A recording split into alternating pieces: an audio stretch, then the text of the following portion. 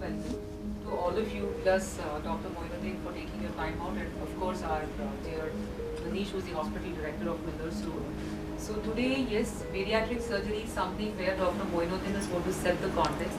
What is the importance? Who is eligible, and who can be,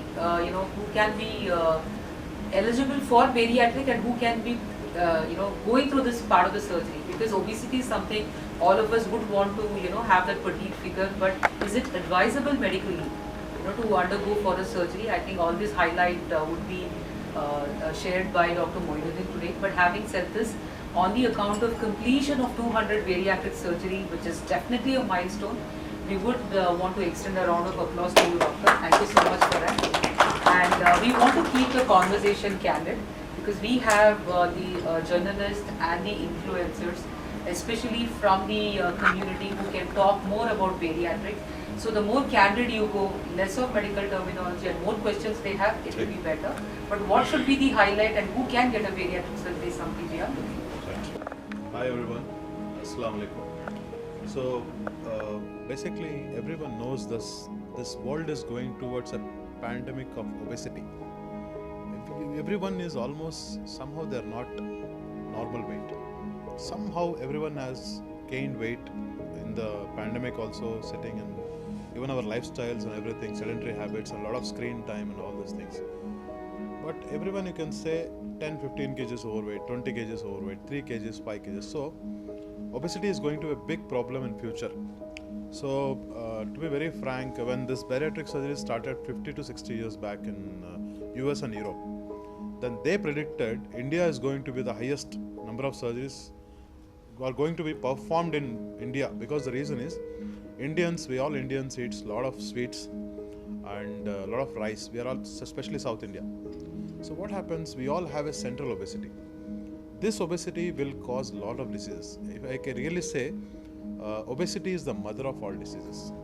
If you really say, obesity itself is an inflammatory condition which leads to diabetes, type 2 diabetes, hypertension, sleep apnea, hypercholesteremia, polycystic ovarian disease in young women, infertility, severe knee pain, severe back pain, obstructive sleep apnea where they use machine to sleep, and all the many other health issues are going to result from obesity. So I feel in next 10 years, obesity surgery is going to be rampant everywhere. It will be done. And I started my obesity surgery 6 years back. So when I started the obesity surgery, to be very frank, that surgery didn't have that much charm, because people used to say, who will do obesity surgery? So what happens now, you can see after 6 years, we have completed 300 plus. Here we have done 200 plus in Miller Road branch, Manipal Millers Road. So if you really see, obesity has to be addressed. How do you measure obesity? We measure obesity in the form of BMI, body mass index. If you calculate weight in kgs by height in meters square, you will get a value that is called body mass index. If you really see, 18 to 25 is the BMI, normal BMI. If you are more than 25, you will call it as overweight. More than 30, it is called obesity. More than 40 is morbid obesity. When do you consider surgery? So what happens, a lot of physicians, sir is also one renowned physician is there here. So what happens, basically when you are obese, you will get diabetes. What happens, those physicians will tell you, you have to lose 5 kgs, 10 kgs, 15 kgs for your sugar to get controlled. So the patient will be going on insulin. Slowly the dose of insulin will be increased. The dose of insulin can be increased to 120, 130, 140 also. So what is the solution? The patient has to control obesity. So people will try doing diet restrictions, physical activity, lifestyle modifications, walking, physical activity, everything they do. So what happens, many of the times what happens, those obese patients who are 100 plus and all, they have severe knee pain, which restricts them from walking a long distance.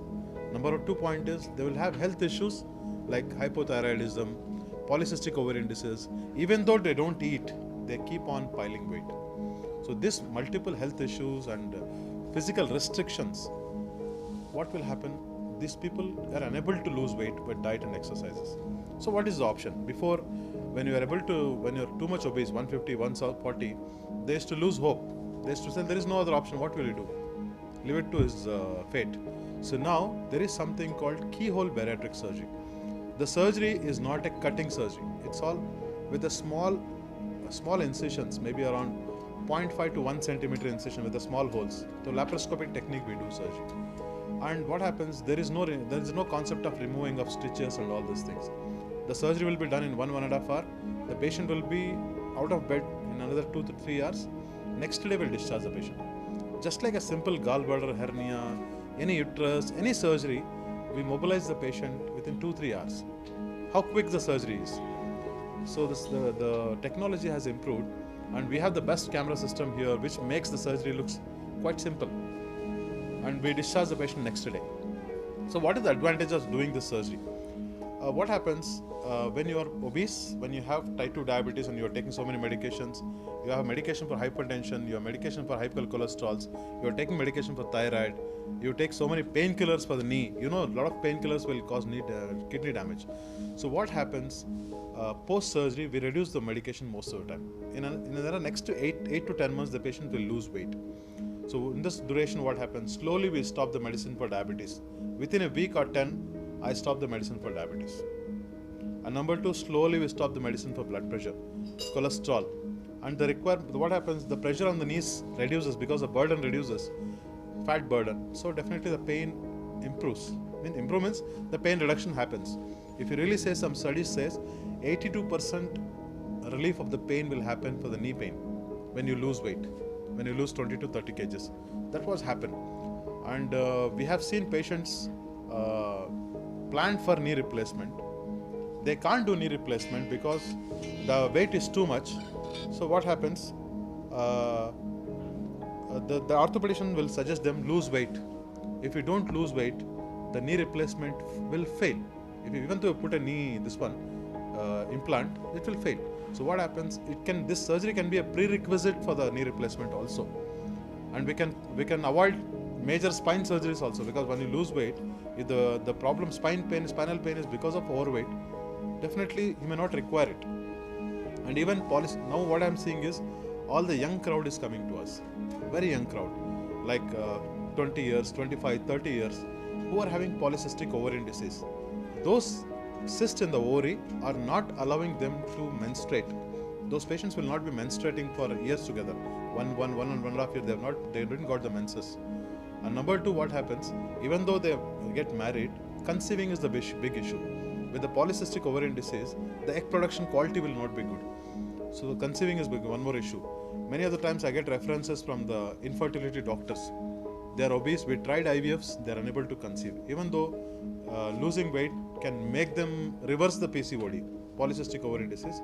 And infertility also, this year I have 4 patients who are referred by infertility specialist. After failed IVFs, we have done the bariatric surgery, they conceived naturally. And they have delivered also healthy babies, no issues at all. And what happens, many of the times you see obese patients can't even walk to the bathroom. They will have breathlessness while walking to the washroom. So what happens, the quality of life, we are looking at a quality of life, increase QLI, quality of life will be increased. Doctor, we've just got a request that you can. Okay, take it. Shall I repeat everything in Whatever Urdu? you feel is relevant, maybe Yeah. those points is fine.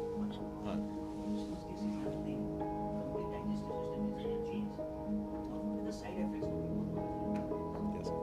See what happens, everyone will be thinking that the complete system will be changed. No, it's not like that. There are around 2 types of surgeries in bariatric surgery. One is called gastric sleeve, the other is called gastric bypass. In sleeve, what happens, we reduce the size of the stomach. So in the stomach now, if you really see, the stomach, what happens, only vitamin B12 is absorbed. Understand, right? So we supplement them from outside for 1 year. Over a period of time, the body has a beautiful nature to adapt. And bypass also, we don't bypass the complete intestine. We just bypass a part of the intestine, which is duodenum and upper part of the jejunum. If you really see if you ask physicians and all, they say that duodenum has anti-incretin hormones. We are bypassing that part. So what happens, incretins will increase and the insulin resistance increase. For example, what is the problem with obese patients? Why obese patients require more insulin, more tablets? Even though the pancreas secretes good amount of insulin, the tissues don't absorb the insulin because it is called insulin resistance. When I do the surgery, the insulin resistance comes down. So whatever the insulin is produced by the pancreas will be absorbed naturally. So what happens? That's the reason I'm stopping the medicine for external supplementation of pancreas, insulin and medication. So regarding the side effects, sir, what happens? Even though you know that there is a gallbladder surgery, it's a very, very common surgery. When the gallbladder surgery came into the market, there were a lot of complications. They used to injure CBD, they used to injure liver, they used to injure intestine, colon. Now, hardly you see anything like this. So what happens? Any surgery which comes new will be like it takes some time to increase the skills and expertise. Over a period of time, definitely the skills has improved. If you really see me, I was trained in almost five places. I was trained in Belgium, Taiwan, Korea, Bombay, Delhi, Gujarat. So what happens? By doing all these trainings, I have increased my skills. And I do the surgery, same surgery every day. So what happens if you do the same surgery, the precision will increase. The precision, the accuracy, the complications really. To be very frank, if I really say, out of my 350 surgeries in Bangalore, hardly I had any leak. Because the technique of surgery has improved over a period of time. And the technology. What is it?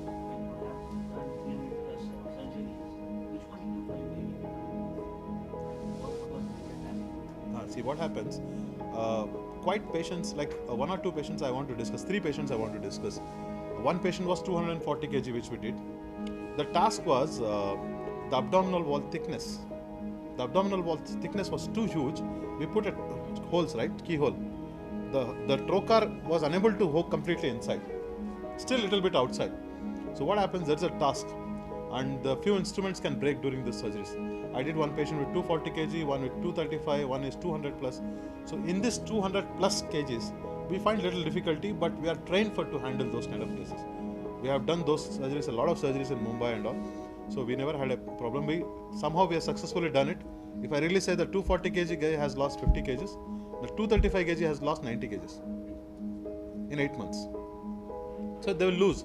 So 1 year we keep a time period. So nadir, we call it nadir, means maximum weight loss. Happens in 1 year. After the surgery, they have to perform some exercise or nothing. What I am saying is, surgical and surgeon part is only 70%. The 30% belongs to patient. So what happens? I'll be doing a surgery. So post surgery, what I want them to eat: no sweets, no sugars, no bakery items, and minimum physical activity of 45 minutes. It can be a brisk walk, it can be treadmill. If you do that, I think what happens, I do a surgery, this patient will lose whatever it is. For example, if you really calculate, how we calculate roughly ideal weight. For example, you are 170 centimeter. Roughly minus 100 means 70 kgs you should be. If you are 110, you are 40 kgs more. This surgery will make you lose that 40 kgs.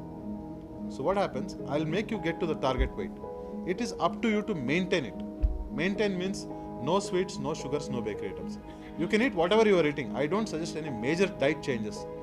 But physical activity of 45 minutes is required as a maintenance dose. Before going for any surgery of any patient with obesity, are there any formulated methods to explore avoid surgery? Yes, sir. So everything, what happens, anything is ABCD. So the ABCD of it is diet restrictions. When an obese patient comes to us, we don't straightforward them, suggest them surgery. So what happens, we go with the diet restrictions, and we ask them to do lifestyle modifications. We ask them to do some physical activity and all these things. If those things fail, then we suggest them surgery. And not everyone. The patient BMI should be more than 32.5. Then only we do the surgery.